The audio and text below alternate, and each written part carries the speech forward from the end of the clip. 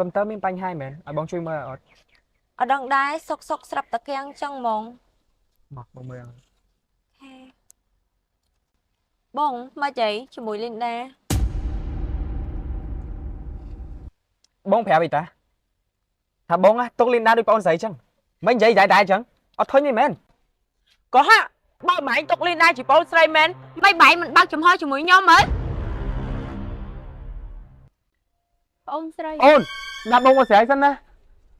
មិនមែនជាការពិតទេបងបងមានដឹងអត់ថ្ងៃនេះជាថ្ងៃអីថ្ងៃហ្នឹងថ្ងៃហ្នឹងគឺជាថ្ងៃអាទិត្យមានថ្ងៃអីផង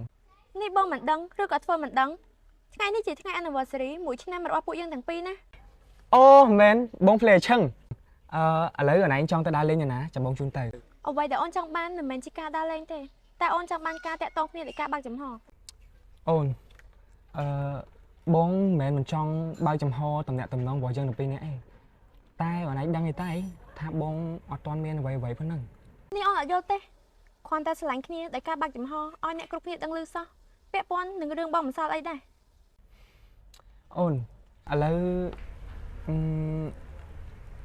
បើសិនជាពួកយើងទាំងពីរនាក់បើកចំហប៉ាម៉ាក់របស់បងគាត់ប្រកាសជាដឹងហើយតែកាលណាគាត់ដឹងគាត់នឹងឲ្យបងចូលស្ដីអនឯងហើយបងប្រកាសជាមានបញ្ហាធំហើយ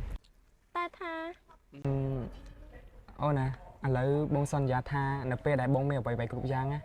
បងមិនត្រឹមតែបើកចំហថាពួកយើងជាសង្សារនឹងគ្នាគឺបងចូលស្ដីអនឯងហ្មង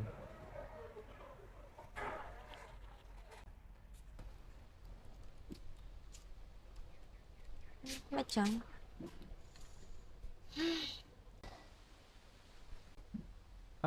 កុំព្យូទ័រមានបញ្ហាមែនឲ្យបងជួយមើលអត់អត់ដឹងដែរសុកស្រាប់តាកៀងចឹងហ្មងមកបងមើលបងមកចៃជាមួយលីនដាបងប្រាប់អីតាថាបងទុកលីនដាដូចបងស្រីចឹងមិននិយាយដែរចឹងអត់ធុញទេមែនក៏ហាក់បើម៉ែងទុកលីនដាជាបងស្រីមែនមិនបែរមិនបើកចំហជាមួយខ្ញុំមើលអូនស្រីអូនស្ដាប់បងមកស្រីសិនណាមិនមែនជាការពិតទេបើខ្ញុំដឹងថាលោកឯងថោកទាបដល់ថ្នាក់ហ្នឹងខ្ញុំក៏មិនចំណាយពេលមួយឆ្នាំជាមួយលោកឯងដែរអូន